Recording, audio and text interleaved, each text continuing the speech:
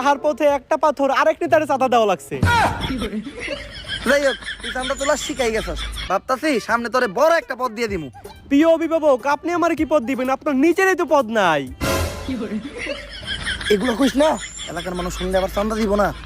আর ভাবতাছি এলাকায় একটা রাডার লাগাম, ইদানিং এলাকার উপরে দিয়ে অনেক বিমান যায়, বিমান থেকে অটো চান্দা কালেক্ট হয়ে যাইব।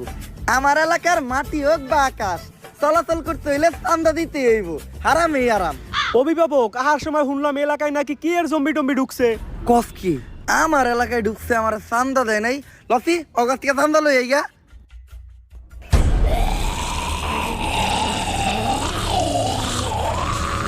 এই জম্বি আবার কি জিনিস?